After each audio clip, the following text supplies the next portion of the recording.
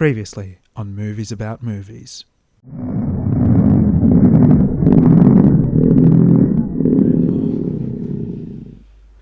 I will return to movies about movies.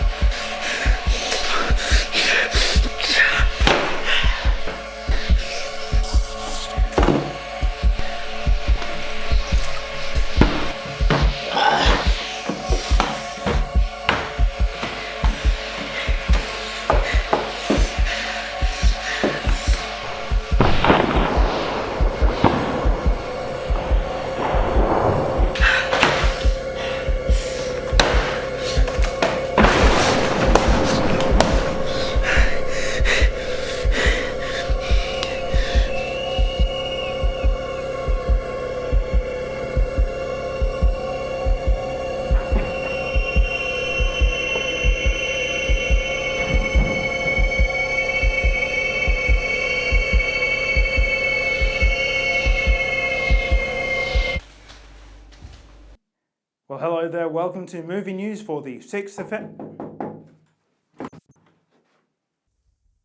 Hello, Josh. Corey, you're a bit late, but we're doing some movie news, so why don't you get on there and you can start us off.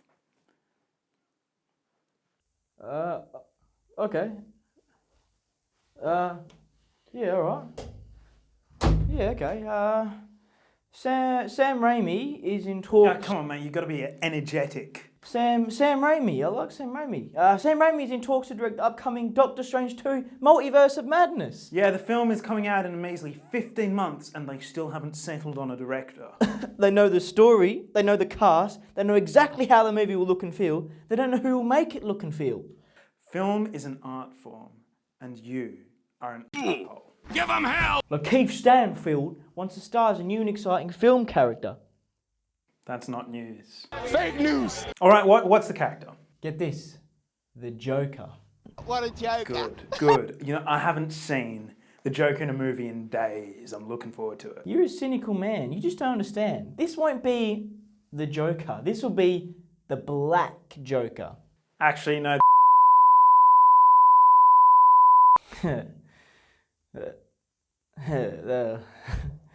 That's like you're being sarcastically right then also racist. My ass! Speculation is rife about the director's cut of Star Wars The Rise of Skywalker. You know, if we're lucky, Palpy will reach into the sky and destroy the entire Star Wars saga. Let's continue to talk about Star Wars The Rise of... You ain't gonna Disney Plus me. Oscar producers Lynette Taylor and Stephanie Lane promise at the upcoming Academy Awards. We have clearly got this one out a bit later than we were anticipating. Look, what happened was the dog ate my hard drive and then Corey just was really lazy. He just was terrible. I mean... You know, one of these guys you just can't rely on. Well, that's Corey all over. I mean, seriously, when we get a movie news that doesn't look like a piece of crap, then you can rest assured that Corey has not done it. All right, bye. We'll be full of diversity. It's already diverse though. They nominated an entire black lady for an acting Oscar.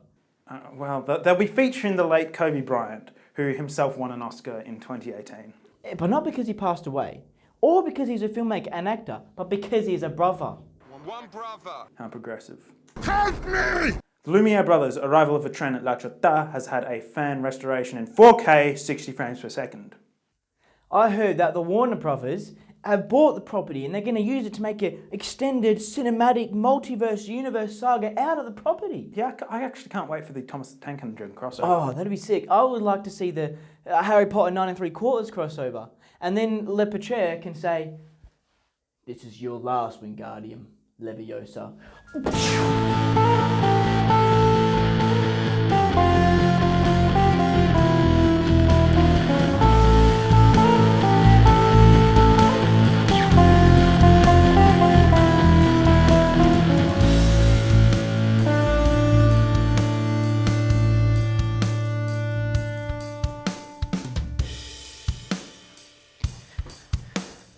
One time, a guy thought to himself, so wouldn't it be funny if Spider-Man didn't shoot web, but it was spaghetti? That'd be pretty funny.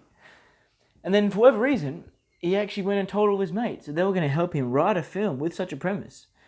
They thought, oh yeah, of course mate, we'll help you write that, it'd be good for like a short video or something. And he said, no, this will not be a short video, this will be a feature-length film. They laughed, of course, and then they soon realised that he was serious. And before his short temper could get out of control and he could hurt anybody, they agreed. They said, yeah, no, of course mate, we'll help you write a film where the premise is a man shoots spaghetti out of his hands. And so that is exactly what they did.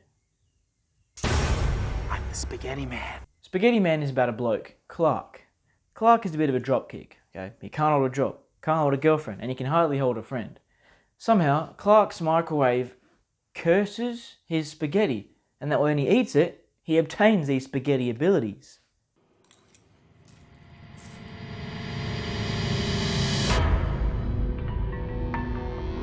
At the start of the movie, the main character Clark is quite the jackass, and you feel like it's going to be hard to enjoy this movie while following a character that we don't really like. But that feeling goes away pretty quickly, and the awkwardness and comedic pacing of the movie actually suits really well to how all the characters act. 2-year-olds can't read? Yeah, some can. No, none can. Super smart ones can. Yeah, dick. The super smart ones can. We gotta go. Now, even though this movie might initially come off as some nonsense comedy, just from the premise, that's really not what it is at all. Every actor does a solid job. The way they act is not only fitting for the movie, it's also very believable. If some geezer were to obtain the ability to shoot spaghetti out of his hands, this film is a very plausible way that could pan out. I ain't heard no fat lady. Huh. What the hell? This movie lacks a bit of intensity when it comes to the fighting scenes. It's not going to get you amped up. But again, it still fits the tone, and you can tell they put the effort in. You know what? This isn't really working out the way I thought it was going to. I'm just gonna go. Yeah, walk away, bitch. Bitch. In conclusion, Spaghettiman has heart, will give a laugh, and is overall a good time. Originally, I bought the movie on Steam, but they don't have movies on Steam anymore, I don't think. But I also happened to find the DVD at Red Dot for like $5. So if you're looking through Red Dot and you see the Spaghettiman there on the shelf for $5, definitely buy it. It's worth going in your DVD collection. It is also on like Amazon Prime Video or something. So if you feel like you're in the mood for a light-hearted action comedy, maybe with a friend, maybe you're on your own, Spaghettiman is definitely one to watch. Alright Josh, what did you think of Spaghettiman? Well, this film was a little like Unbreakable. Not as good. And I noticed that it had a lot of censor dust spots where the censor got dirty and they didn't clean it. I saw a comment saying that this was like a student film, and I think that's kind of true. But this also got a distributor, and I think that's kind of encouraging to see that films like this get distributors.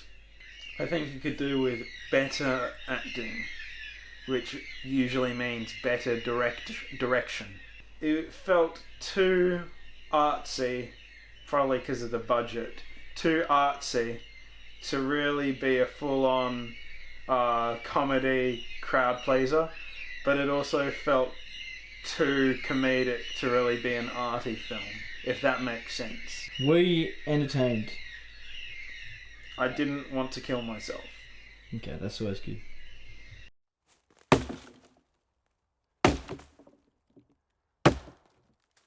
Bad Boys for Life is not only a sequel to Bad Boys 2, but it is confirmed a sequel to High School Musical 3. And now, for our feature presentation. What's your impression of David Lynch overall? How do you feel about the man? David Lynch is a very interesting director. Mm-hmm. Some people don't like him. There's a bit of an attitude towards him. You either get it or you don't. That's a lie. You don't get it and you're okay with that or you're not. That's fair.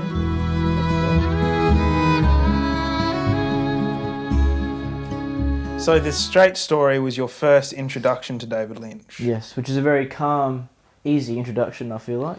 Yeah, and calling that film easy might be a bit of a stretch for some people because it's a very, very slow film. It is very slow. And the first half of the movie, I was kind of like, yeah, alright, this is pretty slow. It's kind of boring. But the second half, it kind of picked up and I was like, this is entertaining. The best part of the film, in my opinion, was when old mate is talking to another old guy at the bar and they're sort of telling the old war story. And it's just like an old man telling you his war stories, and it's like... That's pretty much what the movie is. An old man telling stories to people he meets along the road to meet his brother. Yeah. Of course, he hasn't got a license, so he has to take a tractor, or a lawnmower, all the way to another state. Which is very, very far away. It's cool to tell a story like that, I suppose. It's not the kind of story that usually lends itself to a movie. It's a true story. Yes, it very much is. So, yep, respectable, definitely. Appreciate it. The second half was much more enjoyable than the first half. When he started to fall down the hill, when he was about to die, then after that I was kind of like, it kind of got better for some reason. Don't know why. For movies that are paced like that, you have to go in with a particular mentality. You can't be like, oh, I don't feel like watching a movie, but I'm going to do it anyway. Yeah, no, definitely not. There are some movies that'll draw you in, and there are some movies that will keep you out when you're in that state. Yeah. And I think The Straight Story and Eraserhead are two films that'll stop you from enjoying them if you're not in the mood. Absolutely, I agree.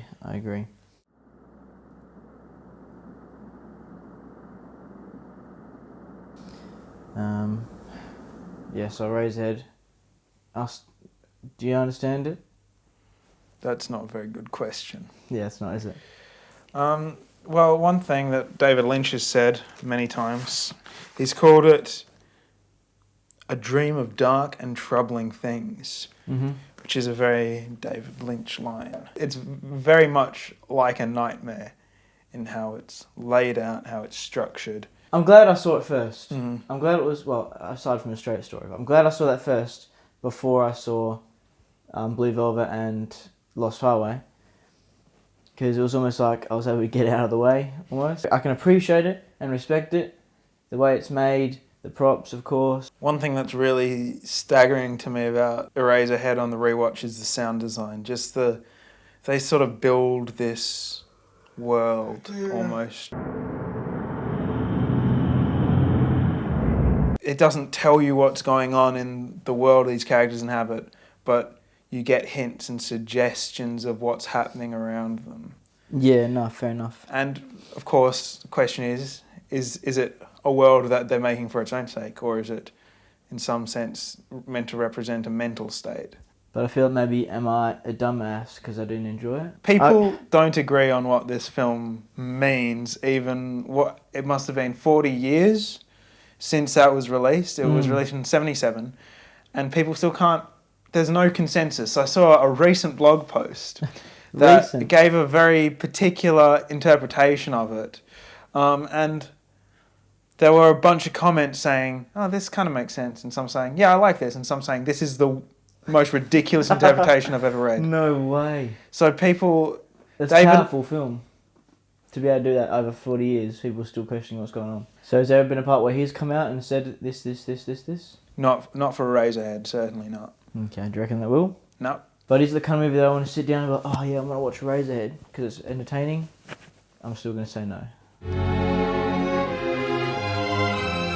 Blue Velvet feels like more like an actual movie. Yeah. Like an actual film. It's probably the one where the studio has come in and had the most input. Yeah, no, I quite enjoyed Blue Velvet. It was quite a good movie.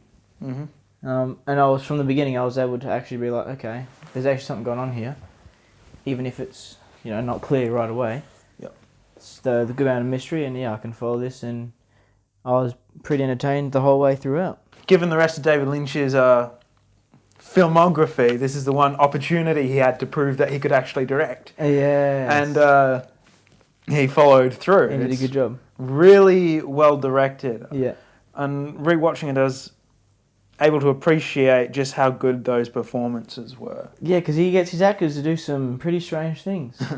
One thing that I didn't appreciate previously was just the subtlety in developing Jeffrey, the lead character. Yeah, okay. What exactly is going on with this guy? What's going on in his head? What are his motivations? Well, his motivation seems like it's curiosity. Yeah. And he's just he gets caught up in what he's doing. Yeah. And now he's gone this far that he can't turn away.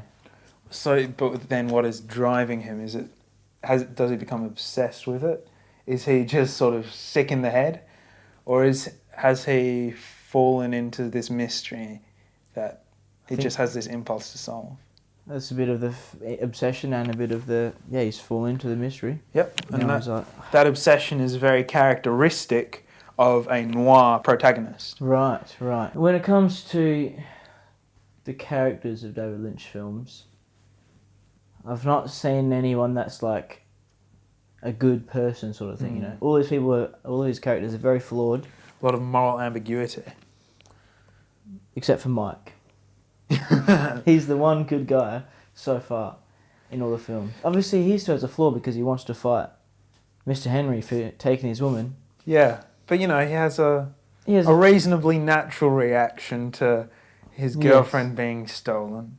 Or his girlfriend leaving him. Miss Sandy being like, I love Mike. And then after hanging out with this Henry guy 3 times, deciding, no, I love Henry instead. But then he sees the situation escalate, says, this is way beyond my pay grade. And he's like, okay, I'm backing off now. And I'm like, oh, well done, Henry. Well done. And well done, Mike. He's even apologising to Henry. And he's like, I'm sorry, It's Henry. not Henry, it's Jeffrey. It has a beginning and it has an end, and pretty much most of the answers are given. And it has a middle. Yeah. But what really works about it, I think, is not just a mystery. And this is a mystery film and a crime film that even if that aspect wasn't fully fleshed out, which it is, I could appreciate it nonetheless because it goes really in depth into the characters. It gives you a really interesting sort of look at this main character who's sort of naive but intensely curious, and his relationship with the people around him in this small town he's returned to and who he meets in his investigating. And you get a sense of the dysfunction in this small town itself. And which the situation. Yeah. Yeah.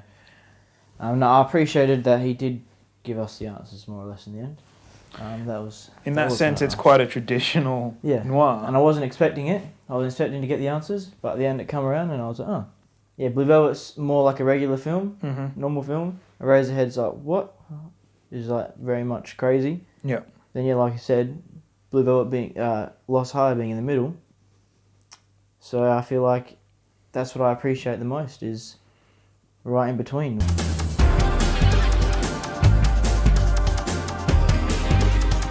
So you got this first part, and then all of a sudden something else is happening that seems completely unrelated to the first part. Obviously, like it's going to have to come out at the end, surely. I almost kind of felt like Peter is like some kind of younger version of Fred that he sort of somehow gets changed into, goes on a separate adventure, and then gets changed back into his older version. That's almost my interpretation of what happened in the switching. I've only seen it once before, and I remembered very little about it. I remembered sort of the overall structure, I remembered switching between the characters, and I only remembered really two proper scenes. Mr. Eddie. Mr. Eddie. The driving PSA. Yeah. 50,000 people are killed on the highway last year. He gets so angry at this guy, pulls out a gun, pretty much beats up this guy who was tailgating him. Beats the crap out of him. And, you know, something I can really relate to that. Yeah. Because in that moment, I really wish I was Mr. Eddie. Just beating the crap out of this tailgater. Tell him you won't tailgate. Well, how about you drive faster? But obviously you relate to this guy, this tailgater, because you follow people really close in your car. Only when they're driving 5 k's on the speed limit all the time. And you know something? I keep a good distance with people in front of me. Speed cameras only 2 seconds. 2 seconds, man. Because don't people want to get to where they're going? Well, obviously, Mr. Eddie doesn't. He's just having a nice drive around the mountain. So one thing I've taken away from the 3 David Lynch films, no one's loyal to their significant other. No, that's true. Henry sleeps with the neighbour when he's got a wife. Specifically with Lost Highway, that's what the film's about, I think. Yes, Lost Highway. And then Blue Velvet, well, freaking Sandy is the worst for it. Wouldn't you cheat on your boyfriend for Kyle MacLachlan? No. There are no good characters in these films. They're morally ambiguous characters. Yes. But even though there aren't necessarily characters who do the right thing all the time, there are characters that you empathise with. And sometimes they're the good guys, and sometimes that's drawn out with the bad guys. And what I sort of feel, this is almost sort of maybe theory or whatever I have with Lost Highway, is that so the main chick, Renee and Alice, the same person, right? I'm saying they're the same person.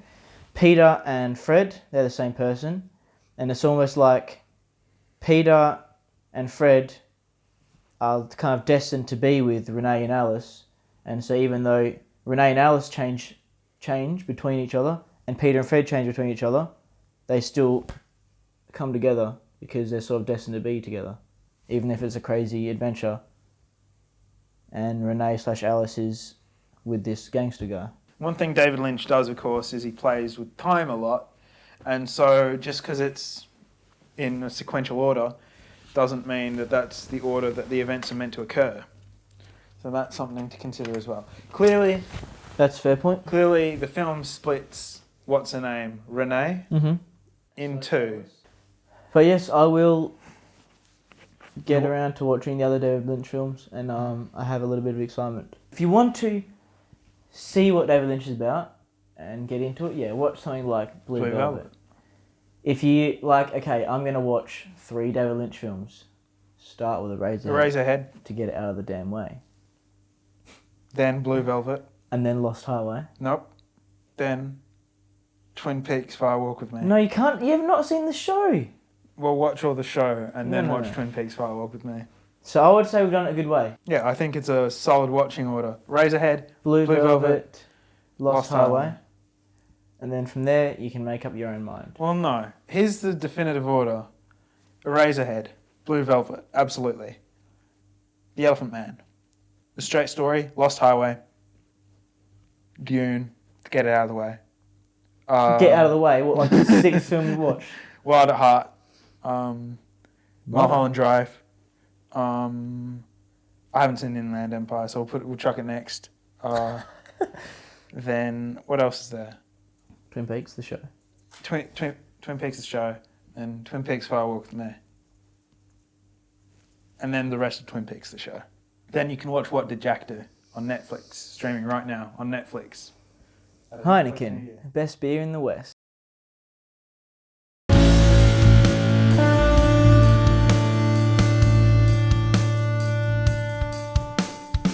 He did warn Darth Vader, strike me down and you will become more powerful. No, he warned Luke, strike me down and I will become more powerful than you can ever imagine. That's what Obi-Wan said to Darth Vader. Strike down. That was not Palpatine. Palpatine. Palpatine did not say that.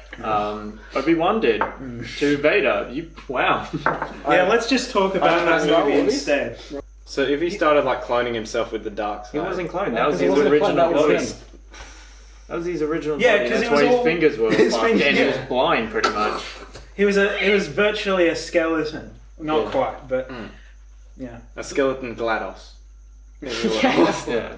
When he came out of the sky and I was like, oh, it's GLaDOS. There's a cake. And I think it's interesting that we spent most of our spoiler time thus far talking about a character from the original trilogy. And not how, what's her name? Ray. Ray. She's We Palpatine's legit granddaughter. just saw the movie an hour ago. Yep. Shows you how memorable Ray is. memorable. Yes. Yeah, it was weird because obviously J.J. Abrams set everything up, all these characters and all these ideas. Rian Johnson came along and said, "I'm gonna trick everyone. I'm gonna do what people don't want me to do, rather than I'm gonna make a good movie in spite of what people want." And then J.J. Abrams came along and said, "Hang on. What about what are they called? The Knights of Ren? What about this and that?" The Dark Boys who just stand there. Yeah, They're just standing Do they have personality? No, they're ghouls. that's a good point. He brings this order back, this group of soldiers. Did they do anything in the film? They beat the shit out of They it. just follow our characters around. You only see them at the end fight Ben. That's it. I think they're with Kylo Ren, right, as he's tracking down. Yeah. No, they legit stand in shadows and be like, "Oh, we found them." To be honest, most of the characters in this movie just do that. Yeah. It's like, oh, we've got them. It's like go do that. And then we're like, okay, let's set up a real devised plan. Let's do it like real strategic. And then Ray's like, yep, see ya. I'm gonna go fight the boss while you guys deal with everyone else. Catch ya. I think it's a real shame that we hear about in the opening title crawl this transmission from Emperor Palpatine. And not like hear it ourselves. We don't get to see it. Usually, I feel like half the movie happened off screen. The big reveal of Palpatine coming back was legit in text. Palpatine's back. Cool, we're watching Star Wars now. Like, didn't feel right. I remember that character. And a lot of people returned that I wasn't expecting. I was like, just leave them. Just leave them be. Maybe a lot of people returned. Lando? All of them. Oh, you mean every... Han Solo was back. Oh, Vader was yeah. back. Oh, that was- Luke was back. Okay, it was less cringy than I thought because it's Still like my son. I'm your memory, but it's like seeing Han Solo was so weird. I don't Because he wasn't a Force ghost. know. Yeah, It was like It's just His imaginary friend? yeah, basically. Yeah, it's Kylo Ren just talking to himself, but Han Solo. Yes. Yeah, and they do this weird thing where they repeat lines from previous films, like where in The Force Awakens, Kylo Ren's like, "I need your help," or something like that. And how they say, I have a bad feeling about this. Oh, It comes yeah. up every time. Yeah, and It's a trap. Palpatine. There's a line I think from the prequels. Do it. Oh, the dark side is a pathway to many abilities some consider to be unnatural. Not a great Palpatine voice. No. But- No one can do that voice. You see the point. It just, I feel like The Force Awakens introduced a bunch of new elements, like things that were sort of things that were basically rip-offs of Star Wars, but they were kind of different, and he put them in that story. And the story of The Force Awakens is what was similar to A New Hope. In this one, it really proved that J.J. Abrams has no new ideas, because we have the Emperor back. We have like 1 billion Death Stars. Yeah! That was that blew my mind! Holy that was shit! mind blowing. Danny just turned around and was like, bro, I had the giant ass planet, giant ass star to destroy another planet? Nah. Now got it on the bottom of a ship. Palpatine's like, just put it on every ship. Just do Every it. ship, come on. But you need It's to, like, okay, you so need the to Death suck Star- up a sun. No, I don't think so. We don't need a sun. We're just going to blow it up with lasers. That's it. No sun needed. The opening scene. The opening scene where Kylo Ren basically goes along and finds Palpatine. Oh, yeah. And then like 1 billion ships, Star Destroyers have just been made on this planet secretly. How has Palpatine had the resources to do this? And must have a lot of iron. Where did he get the people from? Yeah. Like, if the people were already working for Kylo Ren for the First Order, how the fuck did he get people Who were... You know, for if the you believe, Final Order? if you believe enough, people will find you. But were they ghouls? Because you saw in the test tubes at the beginning, Were they like the ghouls? friggin'... They're all Yeah, Palpatine the- monsters. No, those were like Like Snoke Snoke- clones. Snoke, It was like growing Snokes. But what are all the guys that were walking around? Were they not like clone slaves as well? Maybe. The officers? Yeah, he could have just No. made them. They were too, unique in each way that he wouldn't have cloned so many different people. Are you talking about the people on that planet or in the He's ships? talking about in the ships. No, not in the ships. I'm talking You're about talking like, about that big audience. yeah, the big audience. the big there, arena. like, Yeah, are talk they about all that. like Snoke clones? They didn't explain it. Exactly. they're No, just, I like, don't think they're we just saw there. one of their faces. No. Yeah, Ray but that's messed them probably. up, I reckon I reckon the intention was that he just had a slave army of Snokes. Yeah. There you go. He does love his Ghoul clones. They're all getting cut in half. They're like, I gotta do the bidding of the next one. It's a mind blowing. I like how Ray messed them up with the rocks though, and they all just got messed up by 100 rocks, and it's like, oh, that's awesome. Yeah, We're so drained by this movie. It's just I'm irritating. actually feeling ill from this movie. That's I just don't one know. of the Yeah, like why the hell do they places have to go through this giant red crystal cloud thing through space to get to this planet? It's like, is it a portal? They don't explain why they need these like Sith key. Like what? Because it's not. It's like Captain Jack Sparrow's compass, but for the dark side. Yeah, but that's understandable. Yeah. This movie Is it? Just wow. I like how it looked. I can't say the It was story was visually good. alright. The visuals, Probably I like it the visuals. was. It was probably I visually. was really strong. But I on was the so characters bored. and all that. I didn't even want to look. One of my favourite scenes is when Luke's bringing his ship out of the water on that planet, because Luke comes back as a Force ghost. that's literally the physical like ship. That's not CG. That's the actual ship that they made being like pulled up. Is it? Because it doesn't look CG at all. It looks Ships real. usually look a lot better in CG than like creatures. You might be right that because for the Last Jedi they carted that big milk monster over to that island to so it's quite plausible that they built a real ship. Because it would have been, they could have had it from the original. They still had they made the Millennium Falcon for the. They'd probably have to the make ship. a new one that would be able to They survive wouldn't under use the water. But, True. But you might be right. It looked real. It didn't look CG at all because it had like the water and seaweed hanging off it. It's just like doing the CG of that would be extremely hard. I love that. Only real positive so far has been like the technical thing. Oh yeah. Like you can make a $5 billion movie and have it look alright. The ghouls Good job. look good as well. The little monsters that are around. All the ghouls? the creatures. Oh, like the little The monster. different races Yeah. and stuff. That was They're not awesome. good. Oh, that little They're guy all that's the size of ghouls. the glass. So it helps see through. Oh yeah. The, like He's like a little puppet. yeah. He wasn't CG. He was like a little. It looked like a little robot thing, like rubber skin. it's all CG, sure. It didn't look good. Yeah. In The Last Jedi, there were like storylines, I thought. If you sort of did a rewrite and put it in a slightly different movie, this has promise. In this movie, that reduced down to moments. Like you said, that little crazy scientist midget. I could have seen that working in a better movie. Or Just not Star Wars. Just not Star Wars. Can we talk about the new Force ability that they showed us, which was with Rey and Kylo? Like they could teleport between each other or teleport items. Oh yeah. Starting with the necklace and then later on with the lightsaber. But that's only because those two are Force linked. Yeah. As Palpatine said, it's only them two that can do it. But 'Cause they're- Rey gets a necklace from a weird festival thing, and then 5 minutes later, Kylo Ren sort of I'll he get does this. that link that they do in The Last Jedi, and you think, okay, they're having a vision of each other.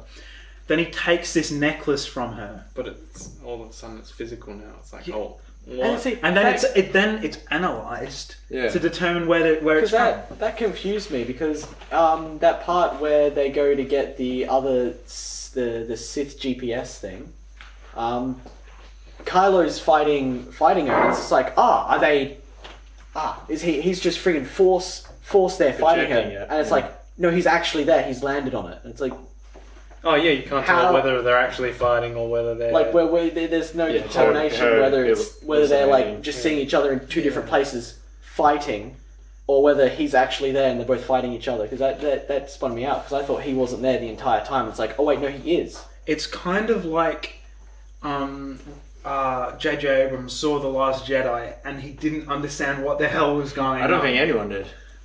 Fair enough. I guess this is the show now. It's just me.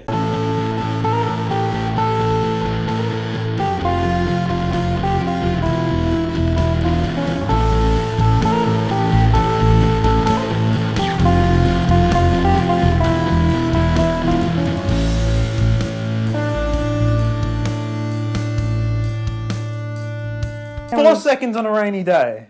Yeah, but okay, how fast are you going? The speed limit, or you going 5k's under? No, I'd go the speed limit unless Okay, the person there in you front of me is going under. Because speed cameras only give you like 6k's buffer, so you can go like 3k's over and you'll be fine. Doesn't mean you So should. You should. It means you should. 'Cause No, you absolutely I've got shouldn't. places to be, my friend. Well, why don't you plan ahead and go at a regular speed? I do go regular speed, No, you don't. but no one else seems to. Everyone else seems to go like 5-10k's under. Okay. I guess, here's the thing. Speedometers are actually allowed to be like 10% slower, so that you can think you're going at 100, you're actually going at 90. Yeah, so how about you speed up? Because my speedometer's correct. Why is yours not? So, No, I'm just what you should have a bumper sticker saying, my speedometer is correct. If you're going slower than I am, you are going under the limit. Yeah, All right. I will do that. Make a sticker. I'll put a And you big can sign only- on you the can- car so it says that, so they can read it. Yeah, you can have an accreditation system where you measure someone's speedo. If it's correct, then they can have one of the stickers. They have to pay $500 to do that. But you know, I reckon people do that. People pay that much. Because don't people want to get to where they're going?